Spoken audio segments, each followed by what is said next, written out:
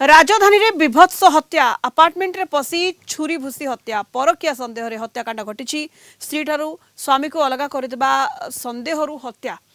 अभियुक्त नीलकंठ महांती को गिरफ्त करिछि कमिश्नरेट पुलिस आसंता काली कोर्ट रे हाजर कराजिबो। भुवनेश्वर मंचेश्वर थाना अंचल ओम साई बिहार रे घटी घटना हत्याकारी नीलकंठ महांती ठारू रक्तभिजा छुरी जबत करिछि पुलिस। स्वामी स्त्री मध्य बच्चासा हेबा परठारु अलग रोते स्त्री संपर्क अन्य क्या सहित थिबा संदेह करुला स्वामी नीलकंठ एने पूर्व महिला थाना अभियोग होता स्त्री को काले ताठारु अलग कर से संदेह रे ताकू हत्या करिछि अभियुक्त। घटनार तदंत चली एने जोन 5 एसीपी विश्वरंजन सेनापति सहित अधिक आलोचना करिसेंती आम रिपोर्टर तापस परिड़ा। राजधानी रे विभत्स हत्या अपार्टमेंट रे घटी हत्याकांड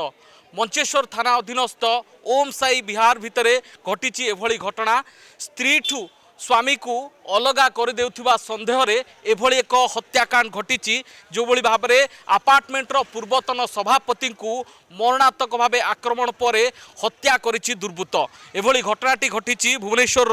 मंचेश्वर थाना अधीनस्थ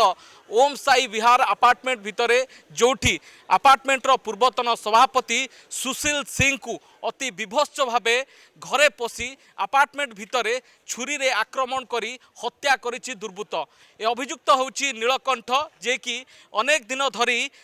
मंचेश्वर थाना को दौड़ुथिला निज पत्नी सहित गंडगोल अभियोग नहीं किभली एक संदेह एक उग्र रूप नहीं जे स्त्री को स्वामी ठू अलगा करदेबा जो संदेह घनीभूत होता जो एभली एक हत्याकांड घटी मो सहित अच्छा जोनाल एसीपी विश्वरंजन सेनापति सर सर ये जो हत्याकांड घटी सर क्या हत्या कर हत्याकांड पछर कारण सर कौन जना पड़े? देखो बर्तमान पर्यंत जहाँ प्राथमिक अनुसंधान आम जाना पाचु जे एटा गोटे ता स्त्री रिलेशन को डाउट करी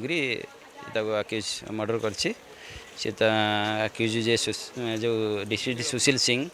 से सुशील सिंह ता निज स्त्री को निज आक्यूज सहित तार रिलेशन अच्छी बोले डाउट करी आज से फेरला बेले मंदिर मोटरसाइकेल फेरुला और से गोटे छुरी अटैक कर सी जाइला मेडिकल नहीं जाते किंतु मेडिकल डेड हो जार हत्याकारी स्त्री सहित डिस्ट्रिक्ट रिलेशन अच्छी बोली से डाउट करता निज स्त्री सहित तार रिलेशन अच्छी यहाँ सन्देह करता। तो प्राथमिक तदंतर आम यह ही जाना पाचु फर्दर आम इंटरोगेशन कले जना पड़े प्रकृत तथ्य कौन अच्छी से सन्देह करुला जे ये सुशील हुए तो स्त्री सहित संपर्क तार स्त्री सहित स्वामी स्त्री पड़ेनि झगड़ा पाटितुंड हुए तो सी डाउट करे स्त्री अन्य सहित रिलेशन अच्छी बोली डाउट करे से पाटितुंड झगड़ा भितर हुए तो ये भी डाउट करता जे या सहित तार रिलेशन थी बोली से हत्याकांड जो घटी केतबल टाइम रे घटना घटला एवं केमती कौन खबर पाइले सर केमती लोक जानिबा पाइले? तो आम पाखु एठू खबर गला परे आम जानिलु जे एमती गोटे घटना होईछि सेतेबेले तो ताकू मेडिकल नहीं जाइथिले से तार इंजुरी थिला बेकरे इंजुरी थिला तो मेडिकल नहीं जाइथिले शिफ्ट करथिले तो आम खबर पाई तुरंत आसी देखिलु जे एठी माने से आक्यूज घरे थिला आम आक्यूज को नहीं अप्रेहेंड करछु एवं ताको